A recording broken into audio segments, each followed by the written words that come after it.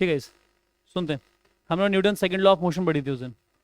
और Newton second law of motion में हम लोगों को जो पढ़ने को मिला था वो था उसका स्टेटमेंट, उसके डेरिवेशन, मतलब डेरिवेशन नॉट नॉट वो डिफाइंड है, वो डेरिवेशन नहीं कहोगे तुम, एक तरीके से तुमने जो उस चीज़ को पढ़ा था उसको एक मैथमेटिकल फॉर्मेट में पढ़ा।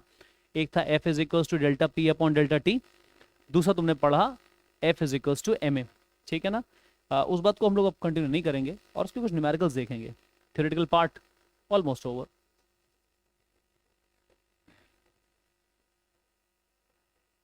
युवराज, क्या तुमको कुछ ऐसा मालूम है कि when the person falls on a fluffy ground और अ कॉन्क्रीट ग्राउंड, तो in which situation the person is most likely to get severely hurt?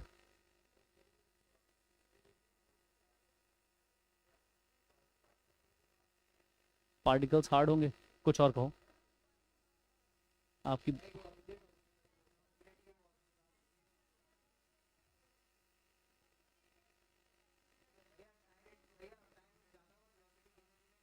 ठीक है, गए सब, बताओ।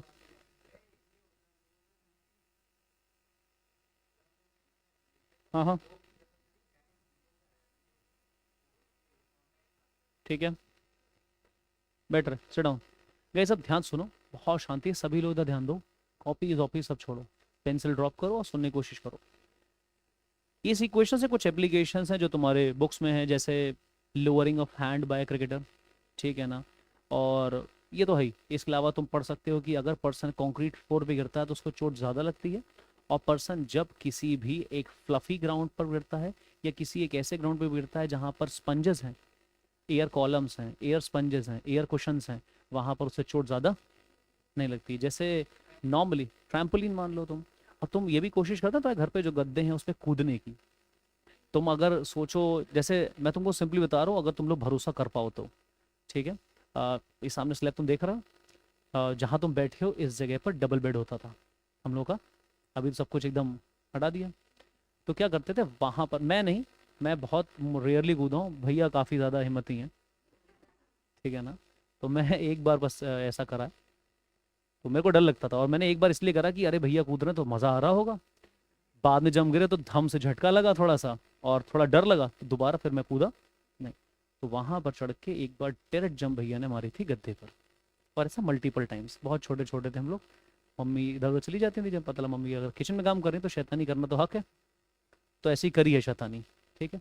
लेकिन अगर तुमसे, मतलब हमसे ये कहा जाता है या भैया से कहा जाता है कि चलिए आप वहां चढ़ के जमीन में कूदिए, तो शायद हिम्मत, लेकिन गद्दे को देख के हिम्मत बढ़ गई कि इस पे कूदेंगे हाँ तो चोट नहीं लगेगी। दूसरी बात, शादियों में जब कभी दीदी की या भैया लोगों की, बड़े जो है उनकी शादी में जाते तो पिलो से खेलते थे। वहां जो पिलो है उस कमरे में पता लगा लगभग हो गए 5-10 भाई बहन, और बस एक एक पिलो पकड़ी और धूम धा टीम बन गई। और फिर किसी के पड़ रही है, कोई हल्की सी तकिया संभाल भी नहीं पाया, उसके मुंह पे एक धम से पड़ा। ऐसा तुम्हें मतलब हुआ है क्या?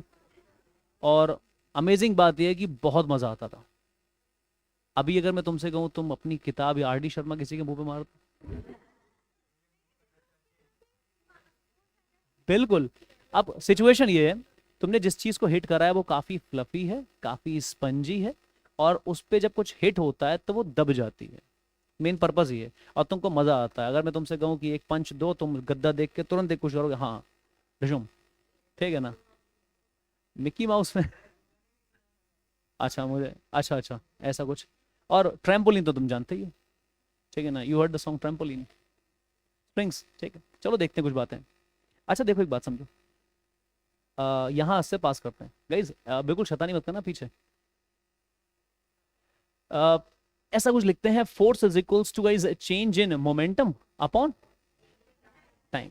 अच्छा एक चीज समझता हूँ, ये मिस्टर एक्स हैं गाइज, अब जानते हैं ना, मिस्टर एक्स लव्स स्मोकिंग, और mister X like to jump.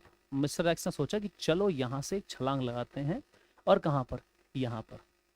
और तुम तो जानते ही हो, तुमने ट्रम्प वो सबको देख रखा है, टॉम एंड जेरी, वो कुछ होता है तब तक वो गद्दा हटा दिया, या वो कंक्रीट ग्राउंड में गिरता है जाके, स्विमिंग पूल खाली कर दिया, कुछ ऐसी हरकत होती है। चलो हम लोग यहाँ पे लेते हैं मिस्टर एक्स को, और मिस्टर एक्स ने सोचा कि लेट्स जंप, और मिस्टर एक्स जंप करते हैं यहाँ पर।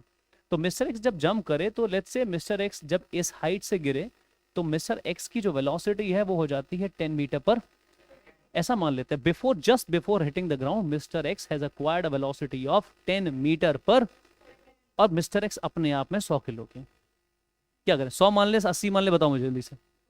चलो 100 किलो मान लेते हैं। मिस्टर एक्स वैसे तो लीन लग रहे हैं काफी, ठीक है ना, लेकिन फिर भी लेट्स कॉल इट 100 kg, ठीक है।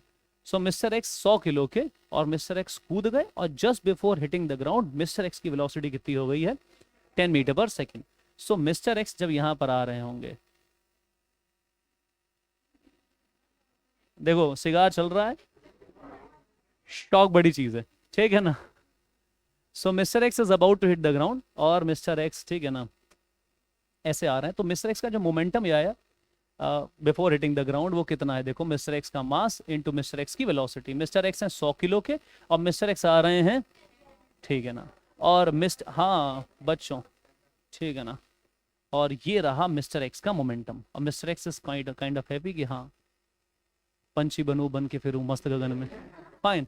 और मिस्टर एक्स ने जंप मार दिया, और जंप मारते ये कुछ 1 सेकंड में नीचे आ गए। अब क्या हुआ, मिस्टर एक्स जब जमीन से टकराए, ठीक है ना, मिस्टर एक्स जमीन से टकराए, और मिस्टर एक्स जब टकराए तो मिस्टर एक्स आ गए 0 पर, क्योंकि जमीन को तोड़ के नीचे थोड़ा ना जाओगे, टॉम एंड जेरी थोड़ा ना चल रहा है, ठीक है ना, बोले वो पूरा टॉम छप गया जमीन में, ऐसा तो होता नहीं। तो मिस्टर एक्स जो है फट से रुक गए। अब मिस्टर एक्स का जो मोमेंटम हुआ है 0, it hardly takes few seconds भी नहीं यार, फ्यू 0.1 या 0.2 सेकेंड्स। लेट्स से कि इन्होंने कुछ 0.02 सेकेंड्स में, मतलब the moment he land on the ground, cut, वहीं का वहीं पूरा मोमेंटम खत्म। ऐसा नहीं है कि ये टकराएंगे तो 1 सेकेंड में 0 होगा, इनका मोमेंटम लेट्स से इतने समय में 0 हो गया। अगर तुमको फिर भी अगर थोड़ा सा अजीब लग रहा है तो चलो पहले मैं क्या कर लेता हूँ, पहले मैं मान लेता हूँ कि मिस्टर एक्स का मोमेंटम 1 सेकेंड में 0 हुआ। तुमको बता दो मोमेंटम, सॉरी 1 सेकेंड काफी बड़ा टाइम होता है, ठीक है ना, फिर भी 1 सेकेंड मान लेते हैं। तो मैं देख लेता हूँ मिस्टर एक्स की बॉडी पर फोर्स कितनी लगी होगी। फॉर्मूला मेरे को पता है, न्यूटन की सेकंड लॉ कह दी है कि जिस बॉडी पर आप जानना चाहते हैं कितनी फोर्स लगी है, पता लगाइए उसका मोमेंटम कितना चेंज हुआ है, पहले तो कितना हो गया है और फिर कितना था उससे माइनस करिए, और ये देखिए कितना समय लगा ऐसा होने में। अगर आप किसी भी समय पर ये फाइंड कर सकते हैं तो आपको पता लग जाएगा उस बॉडी पर कितनी फोर्स लगी। किस बॉडी पर, जिसका मोमेंटम चेंज हो रहा है, इस पे नहीं कि इस पे गिरे हो, पहली बात, जिस बॉडी का मोमेंटम चेंज हो रहा है, फाइन। तो मैंने क्या करा, मैंने ये डेटा को समझा और मिस्टर एक्स के बारे में थोड़ी सी खबर ली कि देखें मिस्टर एक्स के साथ क्या हुआ होगा। तो देखते हैं क्या आई खबर। देखो मिस्टर एक्स पे जो फोर्स लगी होगी ना, वो है मिस्टर एक्स का फाइनल मोमेंटम, और लेट्स से मिस्टर एक्स का कितना है 1000। अब मैंने मोमेंटम क्या न्यूटन क्यों लिख रखा है यार, मोमेंटम की यूनिट न्यूटन तो नहीं होती, ठीक है ना, ये है kg मीटर पर, मोमेंटम की गलत यूनिट लिख दी थी। अच्छा अब ये आया 1000, और यहाँ पे सेकंड कितने गाइस 1।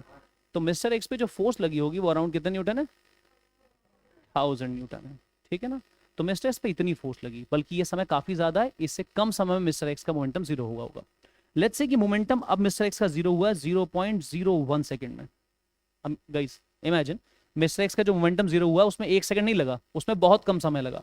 फिर इस केस में मिस्टर एक्स पे कितनी फोर्स लगी होगी, तो मिस्टर एक्स पे इस केस में 1000 फोर्स है, और इस केस में भी मोमेंटम 0 हुआ होगा, किसमें फाइनली, और कहां से, इनके पास था कितना 1000, लेकिन अब कितने समय में 0.01 सेकेंड है गाइस, ओके मुझे 2 है। तो क्या करेंगे हम लोग, इसको लिख सकते हैं गाइस, हम लोग माइनस साइन अभी अवॉइड कर रहे हैं, मैं समझा दूंगा माइनस साइन का मतलब है क्या।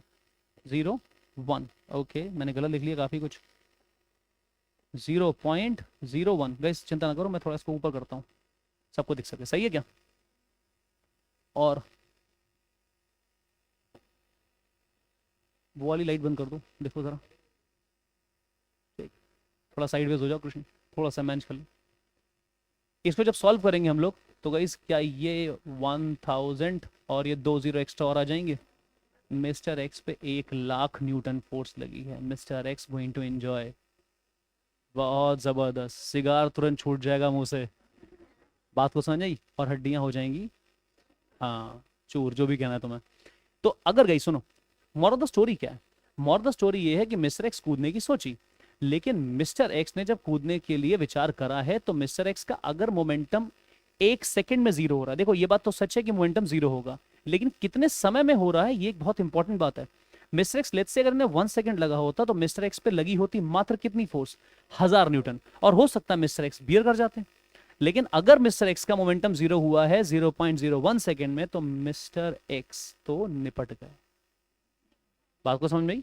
1 लाख न्यूटन मिस्टर एक्स तो पक्का निपट गए। अब सपोज करो मिस्टर एक्स एक कंक्रीट ग्राउंड पे ना कूद के, गाइस मिस्टर एक्स जंप करते किसी ट्रैम्पोलिन पर। ट्रैम्पोलिन देखो स्पेलिंग के बारे में, हाँ guys, anyone heard the song I've been having dreams jumping on a trampoline flipping in the air? पक्का सुनो जाके, अच्छा गाना है।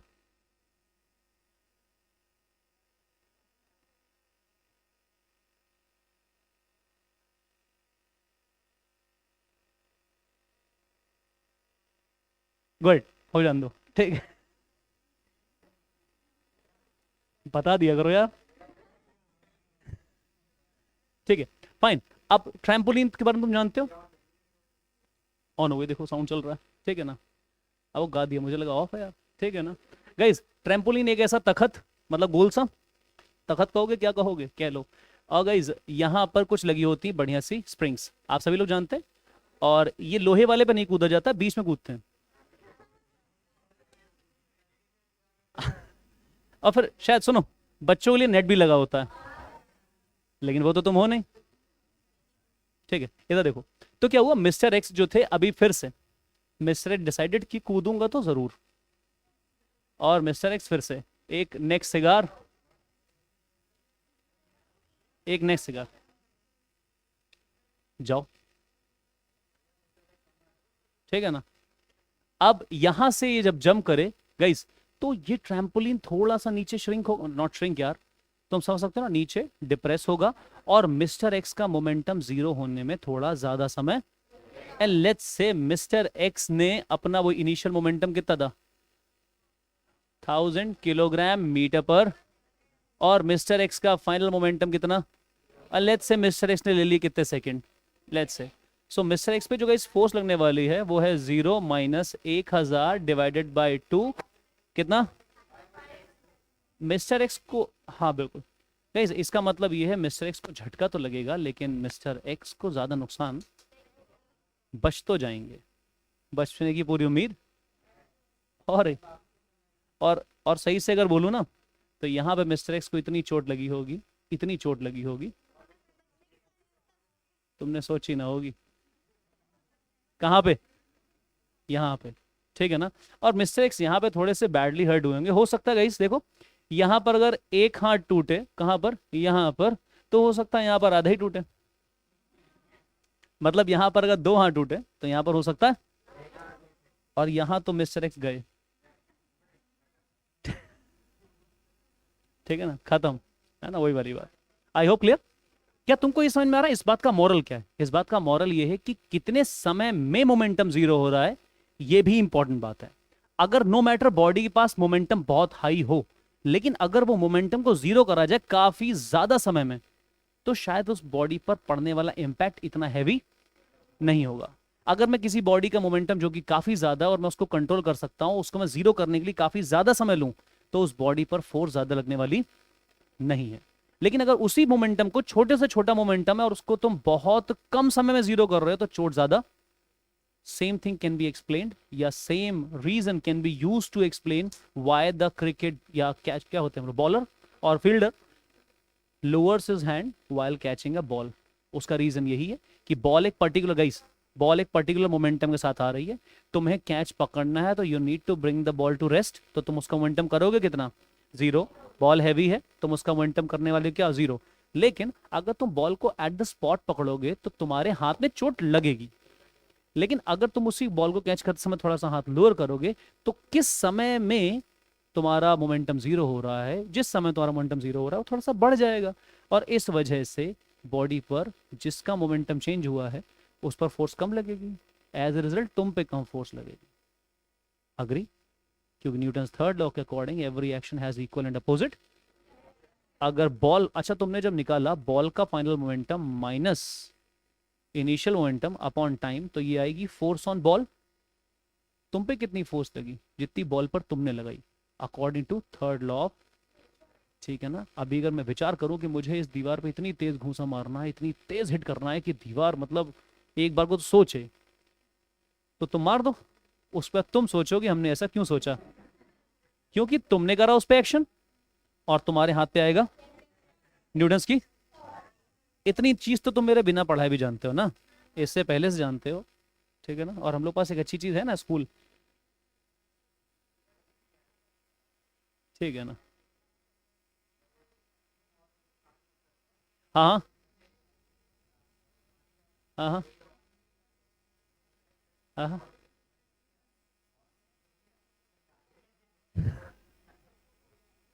बेटा ये मत करो, ये मत करो, ये मत करो,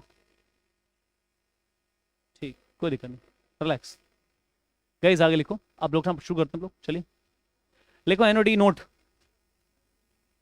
एनओटी नोट। एक छोटा सा कॉन्सेप्ट नोट करते हैं, फिर हम लोग को आगे की सारी बातें समझ में आ जाएंगी गाइस। ओके, एनओटी नोट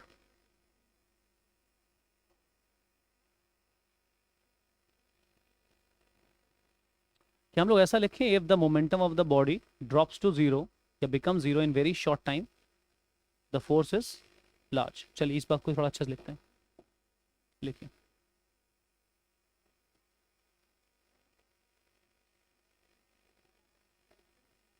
हाँ हाँ बिल्कुल, बिल्कुल।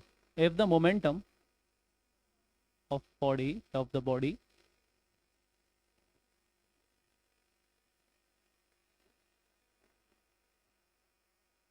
reduces to zero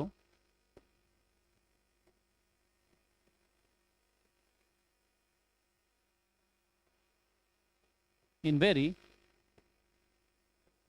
short time,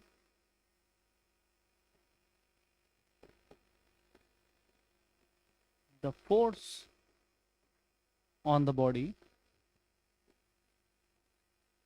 force on the body will be large.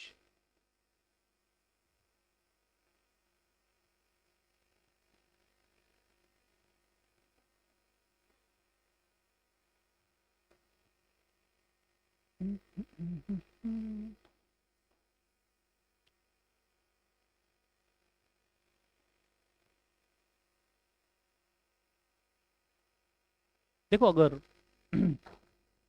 गई जरा कुछ एग्जाम्पल लो छोटा सा, अगर आपको अच्छा लगे तो उसे समझिएगा, और नहीं समझ में आता तब भी कोई बड़ी बात नहीं है। देखो जैसे यहाँ पर भी एक बॉल है जिसका मोमेंटम कितना था, देखो जिसका मोमेंटम लोग मान लेते हैं 100 kg मीटर पर इनिशियल मान लो ऐसा। और फाइनली मैं भी इस बॉल को क्या चाहता हूँ, रोकना चाहता हूँ, तो फाइनल मोमेंटम। और यहाँ पर मेरे पास फिर से एक बॉल जिसका इनिशियल मोमेंटम फिर से कितना था, 100 kg मीटर पर सेकेंड। और इसका भी फाइनली कितना करना है, फर्क क्या है, मैं चाहता हूँ इसका मोमेंटम जीरो हो जाए लगभग लगभग कितने सेकंड में, ओके। और इसका मोमेंटम जीरो हम चाहते हैं, हम कर रहे हैं 0.01 सेकेंड में। देखो टाइम की बता रहा हूँ, टाइम छोटा बड़ा होने से क्या फर्क पड़ने वाला है, बताओ, खास बात। अभी आता हूँ मैं, रिकॉर्डिंग कर रहा हूँ, लेक्चर चल रहा है। हम आते हैं, हम आते हैं, अभी हम आते हैं। आने की ज़रूरत है तो तुम बताओ।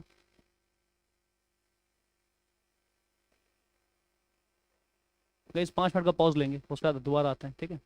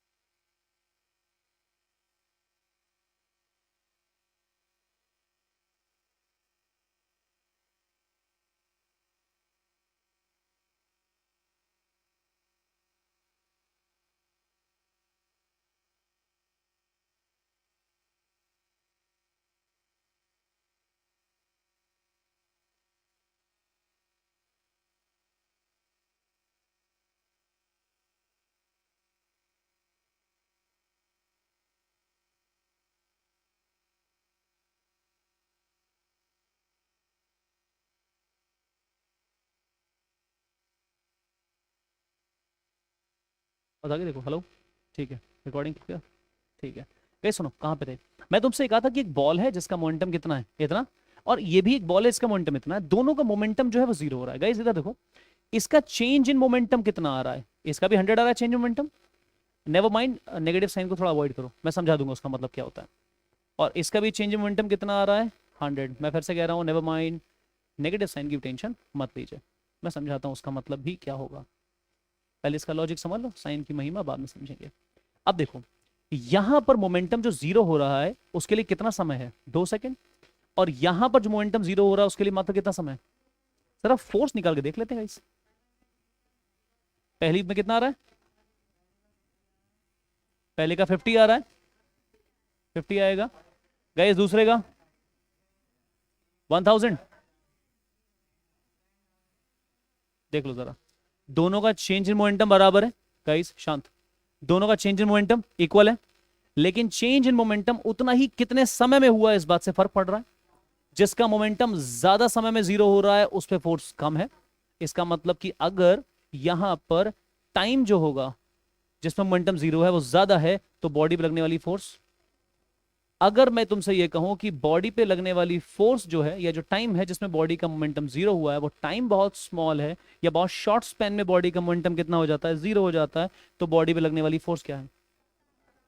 इसीलिए जब आप कंक्रीट ग्राउंड पे गिरते हैं तो आपको चोट ज्यादा लगती है, क्योंकि आपका मोमेंटम तुरंत जीरो होता है विद इन नो टाइम, या with in very small time, the very short span of time. लेकिन अगर तुम किसी एयर क्वेश्चन पे गिरते हो, एयर क्वेश्चन समझते हो, एक बढ़िया सा बैग, उसके अंदर हवा भरी होती है। बीन बैग, बीन बैग अलग चीज होगी थोड़ी सी, बीन बैग तो तुम्हारे वो थर्माकोल्स की बॉल होती हैं। अगर आप कभी भी, हाँ एयर पिलो मान लो तुम, एयर जो भी तुम इस्तेमाल करते हो, जो भी नॉर्मली वो एयर बैग्स होते हैं, नॉट एयर बैग्स यार, मतलब एयर कुशंस होते हैं। तो वहां पर जब आप गिरते हैं, हाँ हाँ, तो आपका मोमेंटम जीरो होने के लिए कुछ समय ज्यादा मिलता है, तो आप पे force normally use in high jumping. High jumpers क्या होते हैं, एक बैम्बू की मदद से क्रॉस करते हैं उसको, और फिर गिरते हैं जाके कहाँ पर, ग्राउंड पर। नहीं, एक एयर कुशन होता है बढ़िया सा, उस पर गिरते हैं जाके और मजा आती है उन्हें, वो कहते हैं ठीक है अगली बार फिर ट्राई करेंगे। और अगर एक ही बार में तुम एथलीट को कुदा दोगे जमीन पर, तो अगली बार वो क्या करेगा? ठीक है ना? तो हम लोग क्या देते हैं, हम लोग उनको एयर क्वेश्चंस देते हैं कि आप गिरी, आप दोबारा ट्राई करिए जिससे आपको चोट ना लगे। अग्री? और शायद आपको ये भी मालूम है, जो हम लोग को ग्लव्स होते हैं जो क्रिकेट खेलते हैं, उनके यहाँ पर उंगलियों पर कॉटन कुशंस होते हैं। ठीक है ना, उंगलियों के रूल पैरल, जब बॉल यहाँ लगे से तुम्हारे, तो वो कुशंस झेल जाएं। और बॉल, जैसे एयर बैग गाड़ी में, जैसे गाड़ी में एयर बैग, इसीलिए तो बचते हो। दूसरा बात एक और, तुम्हारे बाइक्स में, तुम्हारी साइकिल्स में वो सस्पेंशंस हैं, है कि नहीं? शॉकर्स कहते हैं, शॉक अब्जॉर्बर्स कहते हैं उन्हें, उन्हें कहते हैं शॉक। हाँ हाँ गाइस, क्या बोलते हैं, shock absorbers, not shockers. Shock absorb, shock देने वाले थोड़े ना, शॉक अब्जॉर्ब करने वाले हैं, शॉक एब्जॉर्बर्स। ठीक है ना, जिन्हें तुम सस्पेंशंस कहते हो ना थोड़े से। और आजकल तो तुम जानते हो बसों में और गाड़ियों में एयर सस्पेंशन आने लगे हैं। एयर, तुम लोग जानते हो सस्पेंशन के बारे में? एयर सस्पेंशन कभी और बताऊंगा, सर्च करना नेट पे जाके, व्हाट इज एयर सस्पेंशन, समझ जाओगे। छोड़ो उसे। तुम्हारी गाड़ी में जब तुम्हें एकदम से व्हील पे झटका लगता है ना, सपोज करो तुम एक, आप हिल को क्लाइंब करके एकदम डायरेक्ट नीचे उतरे, तो गाड़ी का पहिया जब अचानक से सपोज से झटका लेता है, तो वो शॉक तुम पर डायरेक्टली ट्रांसफर होने की बजाय एक स्प्रिंग से गुजरता है, और स्प्रिंग जो होती है वो कंप्रेस हो जाती है। तो शॉक जो होती है उसके ट्रांसमिट होने का समय क्या होता है, बढ़ जाता है। और समय ज़्यादा होने से तुम्हें ऊपर जो फोर्स लगती है वो, और तुम कहते हो कि हाँ मेरी गाड़ी के सस्पेंशंस बड़े अच्छे हैं, मेरी गाड़ी के सस्पेंशंस। साइकिल्स में तो बहुत बहुत चोट भी लगती है, दोस्त कैरियर पे बैठे होते हैं और आप निकाल देते हैं किसी गड्ढे से, है ना? फाइन, हाँ एरियल वाले, जो भी है। कैस क्लियर? चलिए लिखना स्टार्ट करते हैं, नोट कर लो। यहाँ पर हम लोग क्या कुछ लिखा था? हाँ गैस नोट करो, क्या चीज़ है? ऐसे कुछ होता है यार, थोड़ा सा होता है, मुझे मालूम नहीं। हाँ कुछ होता है, मेरी गाड़ी में भी, मैं, भैया जानते हैं इस बारे में, मैं ज़्यादा चेक नहीं करता। हाँ ऐसा कुछ होता है, एबीएस ना, हाँ ऐसा ही कुछ होता है, आते हैं।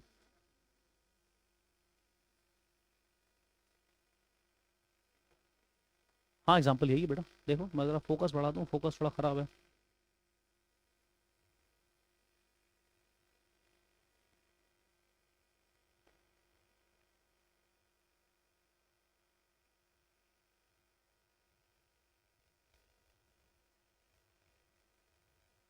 Much better.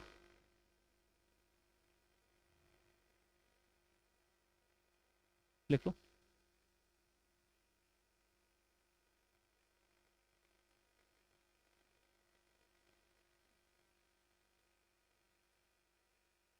ऊपर वाला तो हो ही गया था,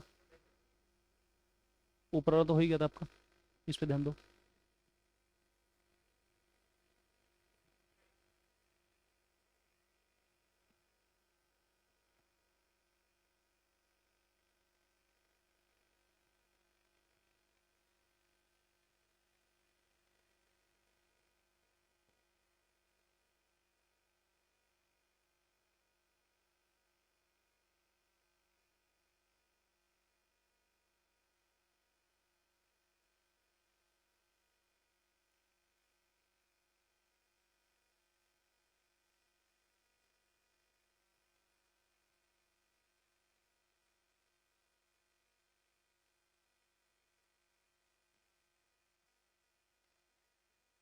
ठीक है, देखो, जितना डेल्टा पी इसका है उतना ही डेल्टा पी, तो दोनों में डेल्टा पी तो कांस्टेंट है। अगर मैं तुमसे ये कहूँ, जरा चेक करो, थोड़ा साइडवेज मूव करते हैं, जरा देखो। अगर मैं आपसे ये कहूँ कि जो फोर्स है पहली वाली, उसमें है delta P upon time, delta T one, सही है। दूसरी वाली गाइस जो फोर्स है उसमें है delta P upon delta T two, सही है। अच्छा देखो, अगर F one into delta T की वैल्यू निकाली जाए तो ये कितनी आएगी, डेल्टा पी, या सुनो। अगर F two into delta T two की वैल्यू निकाली जाएगी तो वो होगी डेल्टा पी। क्या दोनों डेल्टा पी आपस में बराबर है, देख लो, 100 इधर भी था 100 इधर भी। अगर ऐसा है कि दोनों के डेल्टा पी बराबर है तो मैं इनको इक्वलाइज कर सकता हूँ। अगर इनको इक्वलाइज कर सकता हूँ तो ये आएगा F one delta T one is equals to F two delta T two. ये सुनो गाइस, हेलो, सही है। अगर ऐसा है तो क्या मैं ऐसा लिख सकता हूँ guys, F one upon F two is equals to delta T two over delta T one. ये सुनो, हेलो, सही है क्या, समझो। अगर मैं तुमसे ये कहूँ, सामने मुझे साफ दिख रहा है, अगर आप कहें पहले केस में डेल्टा टी वन बड़ा है, देखो यहाँ पर जो डेल्टा टी वन की वैल्यू है ये बड़ी नहीं है, और यहाँ पर डेल्टा टी टू है ये कैसा है, छोटा है। अगर मैं आपसे ये कहूँ कि आपको पता है कि डेल्टा टी टू और डेल्टा टी वन में क्या बड़ा है, जैसे मैं आपसे कहूँ कि डेल्टा टी टू जो है वो काफ़ी छोटा है किससे, इसका मतलब ये है कि डेल्टा टी टू, ओके मैं थोड़ा साफ लिखता हूँ, काफ़ी गंदा हो गया, आर्यन समझ रहे ना, तुमने पूछा है। Delta T two divided by delta T one जो है, इसकी वैल्यू जो है ये 1 से छोटी होगी बच्चों। ठीक है, तुम्हें किसी को समझाना नहीं है, तुम्हें किसी को समझाना नहीं, पहले तो ये सोचना छोड़ो कि मुझे ये कहना पड़ेगा, तुम्हें पहले खुद समझना है। अगर समझ में आ जाती जो मैं समझा रहा हूँ यहाँ से लेके बात, तो वेरी गुड, नहीं आए तो उससे भी ज़्यादा बेहतर बात है। ठीक है ना, समझो। मैं तुमसे कह रहा हूँ कि डेल्टा टी वन जो है छोटा था, हमारे एग्जाम्पल में ही था ऊपर। क्या मुझे इसको ये समझ में आ रहा है, इसको मैं ये पढ़ता हूँ कि delta T two is less than delta T one. इसको अगर मैं इक्वालिटी की तरह डील करूंगा इस, तो इसका मतलब है delta T two divided by delta T one less than one. Agree? अरे कुछ नहीं, just deal this thing as a equality. देखो अगर यहाँ पे इक्वल टू लगा होता, डेल्टा टी टू बराबर डेल्टा टी वन, तो तुम ऐसे लिख सकते थे, delta T two upon delta T one equal to one. जल्दी बोलो। तो इसको इक्वालिटी का डील करो, just imagine this is equal, imagine this is equal, सारे नियम वही रहते हैं ये ग्रेटर देन लेस देन के सिंबल में। तो अगर ये चीज लेस देन वन है जो ऊपर लिखा है, तो मैं इसको लिख सकता हूं delta T two divide by delta T one less than what, इसको इधर लिया डिनोमिनेटर में, ये सुनो। लेकिन यार मेरे को मालूम क्या है, delta T two upon delta T one जो है वो बराबर किसके है, एफ वन अपॉन, ऊपर लिखा हुआ मैं भी आपको दिखाता हूं। अगर ये चीज इसके बराबर है और ये चीज वन से छोटी है तो पक्का F one upon F to भी वन से।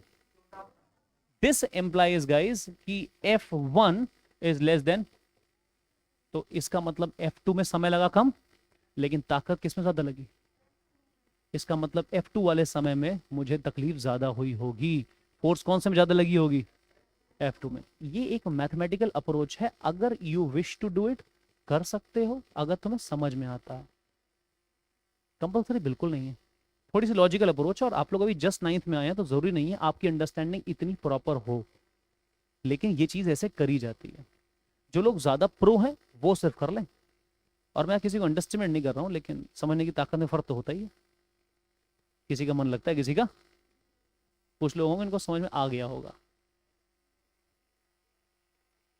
वो समझ में आ रही चीज यहाँ पे, देखो जरा क्या हुआ है। मैंने कई, इसको मान लो मैं थोड़ा सा एक्सप्लेन कर देता हूँ और ज्यादा, अगर आप थोड़ा सा समझना चाह रहे हैं। ये हमारे पास जो इक्वेशन है ना, कलर चेंज कर देता हूँ, इसको मान लो एक, इसको मान लो क्या, डेल्टा पी यहाँ पे जितना है उतना ही डेल्टा पी यहाँ पर है, क्योंकि मैंने कह रखा था डेल्टा पी दोनों का बराबर है। और डेल्टा पी अगर मोमेंटम का चेंज बराबर है तो ये चीज इसके बराबर, ये चीज इसके बराबर, मतलब A equal to B, B equal to C, तो ए इक्वल टू सी, कुछ ऐसी बात है। इसकी वैल्यू डेल्टा पी और इसकी वैल्यू डेल्टा पी, तो ये दोनों आपस में बराबर। आप क्या करो, F1 को इधर छोड़ दो, F2 को नीचे ले आओ, डेल्टा टू इधर है, डेल्टा टी को उधर ले आओ, तो एक ही इक्वेशन बनी मेरे पास। लेकिन मुझे पता क्या है, मेरे को ऑलरेडी मैंने क्वेश्चन में तुमको कंडीशन दी हुई है कि मिस्टर एक्स या बॉल जो है उसको, जो दूसरा वाला केस है उसमें जो समय लगा है वो पहले वाले केस से कम है। देखो पहले वाले केस में समय कितना लगा था, 2 सेकेंड, और दूसरे केस में, तो साफ सीधी बात है कि सेकंड वाले केस में टाइम जो है वो कैसा लग रहा है, कम लग रहा है, और फर्स्ट वाले केस में समय ज्यादा लग रहा है। तो मैं ये कह सकता हूं कि डेल्टा T2, पहले देख लो कौन सा ज्यादा है कौन सा कम है, तुम लोग इसी में कंफ्यूज हो। डेल्टा T1 जो पहला वाला समय है वो ज्यादा है, और डेल्टा T2 जो समय दूसरा वाला है वो समय, ओके बहुत अच्छी बात है। अभी हटाता हूँ इसको मैंने ही तो लिखा है, डेल्टा T2 छोटा है और डेल्टा T1, ये सिंबल तुम जानते हो, जिंदगी में पहली बार देख रहे हो, पक्का जानते हो। कुछ को तो लग रहा होगा ये पेटीज हैं पूरी, नहीं नहीं भैया ने, ठीक है, नहीं तो तुम्हें टेंगल लग रहे होंगे जो आते हैं चिप्स टाइप के, लाल वाले, जो भी है वो वही वाला, ठीक है ना। तो ये वो नहीं है, ठीक है ना, दिस इज लेस देन का सिंबल इसलिए।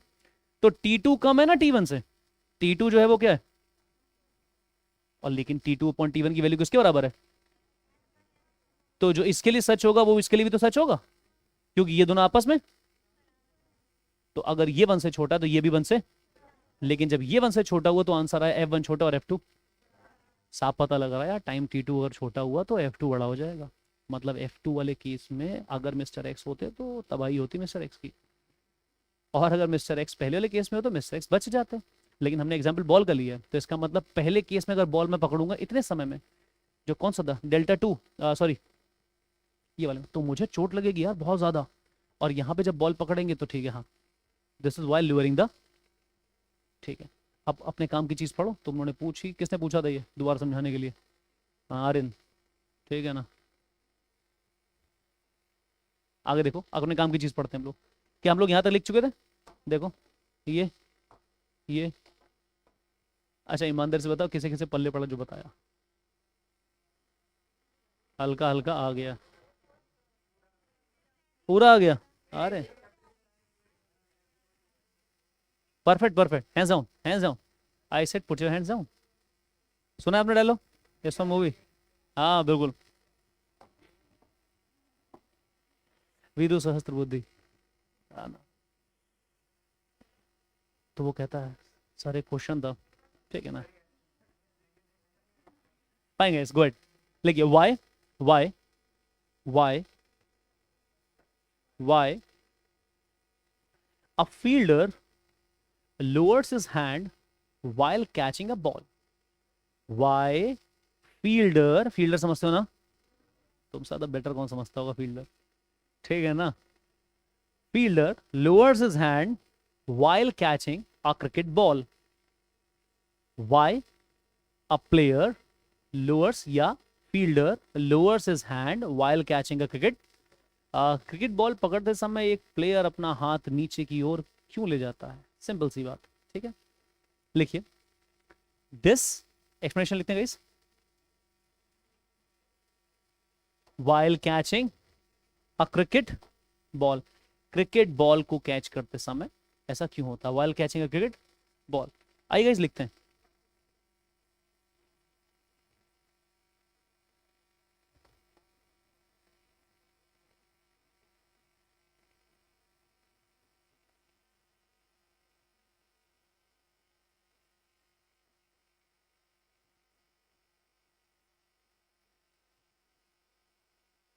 This is done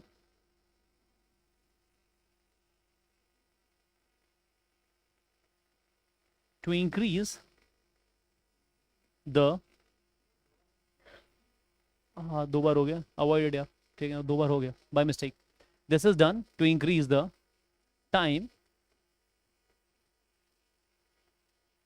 in which momentum drops to 0. ऐसा इसलिए करा जाता है जिससे कि मोमेंटम जिस समय में 0 हो रहा है वो समय क्या हो सके, ज्यादा हो सके. This is done to increase the time in which the momentum. Guys आप लोग अवॉइड कीजिए, मैं काटना पसंद नहीं कर रहा हूँ वैसे, चलो काट देता हूँ.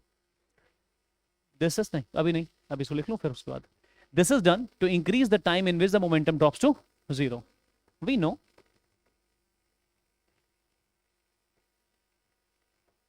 the force on the body, ऐसा लिखो, एक्टिव मत करो. We know the force on the body is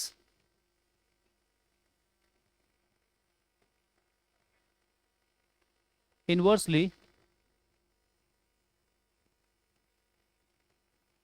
proportional to the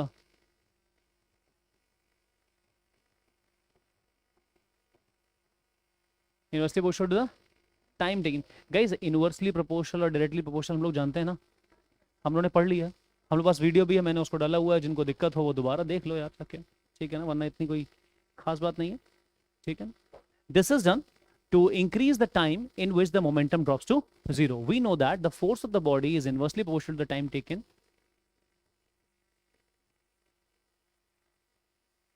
in which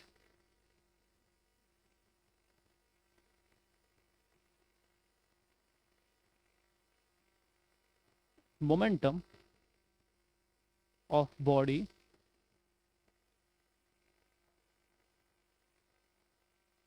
reduces to 0. In which momentum reduces to 0.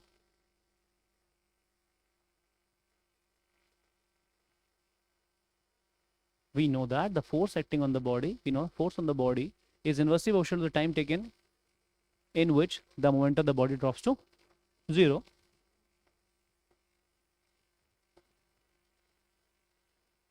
So by नहीं,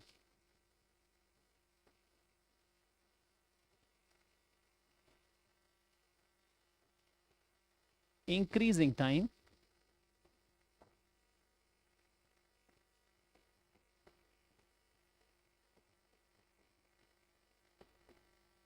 decreases the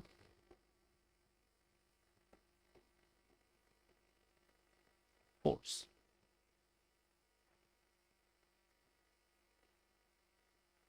Hence,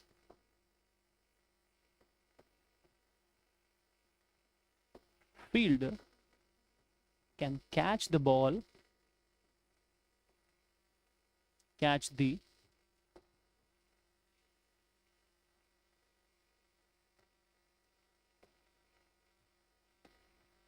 ball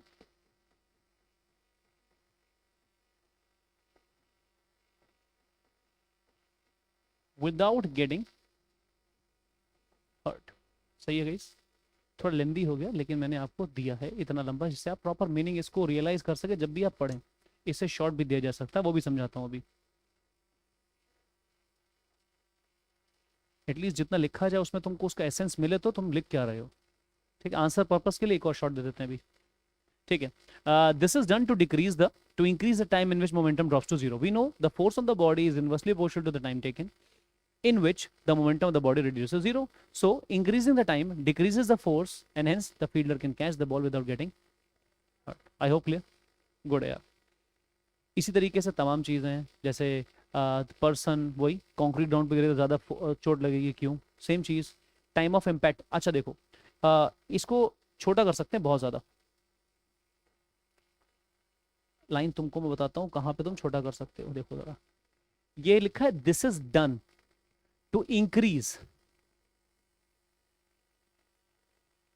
इस line की जगह पे तुम एक चीज लिख सकते हो, ये जो पूरा पैरा है ना, इसमें एक चीज तुम लिख सकते हो sir, this is done to increase the, इसकी जगह टाइम ऑफ व्हाट, इम्पैक्ट। इस पूरे सेंटेंस जगह एक लाइन, एक सेंटेंस लिख सकते हो, this is done to increase the time of impact. Impact का मतलब जिस समय तुम कोलिजन कर रहे हो, बैंग डन, तो वो समय जिसमें तुम कोलिजन कर रहे हो वो काफी ज्यादा हो जाता है। या बॉल तुम्हारे हाथ में इस समय ज्यादा आ रही है तो ज्यादा देर तक तुम्हारे पास रहेगी, इससे उसका मोमेंटम जीरो हो जाएगा। और इसलिए ये सब बातें मुझे पता है, हो जाता है।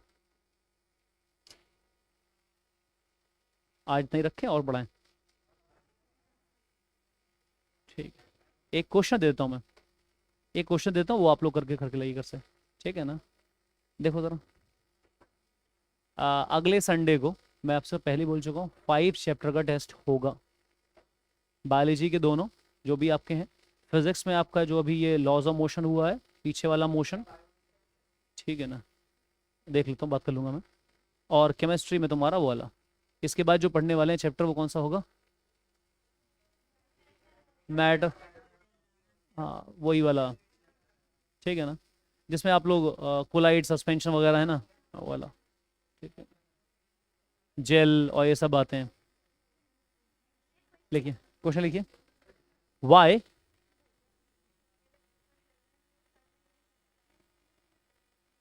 देख लूंगा, वाई, ये तो जिंदगी के थोड़े से आपाधापियां हैं, इसको निकालना पड़ेगा, स्कूल के टेस्ट, कोचिंग के टेस्ट, सबको मैनेज करना पड़ेगा।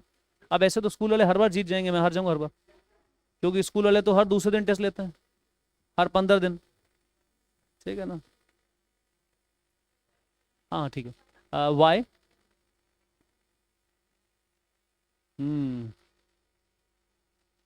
Person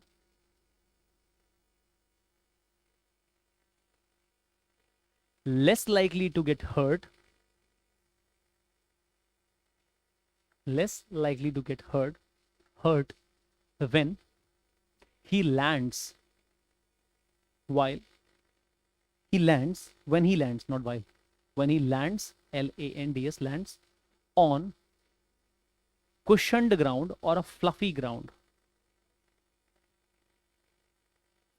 when he lands on cushioned or fluffy ground, cushioned और फ्लफी। गाइस आपको पता है ना, वहां पर ये फ्लफी का मतलब यहाँ पर भुरभुरी है, मिट्टी वगैरह तो भुरभुरी मिट्टी, कुछ ऐसा सुना है ना तुमने। जो लॉन्ग जंपर्स होते हैं ना, वो जब दौड़ते हुए आते हैं तो उनके लिए गद्दे नहीं होते, उनके लिए एयर कुशन्स नहीं होते, वो एक मिट्टी के उसमें कूदते हैं, काफी ऊंचाई तक मिट्टी होती है, वो आपके शॉक को ऑब्जॉर्व कर लेती है और आपको जल्दी चोट मिलती है। आप जानते हैं ना, आपके लोअर बैक पे आप लैंड करते हैं, और जब उस पर लैंड करेंगे आप इतनी हैवी स्पीड से, तो आपको तो चोट लगनी ही लगनी है, जिससे आपको चोट ना लगे इसलिए ऐसा करा जाता है। That's all for today, see you tomorrow guys. Welcome, welcome, 100%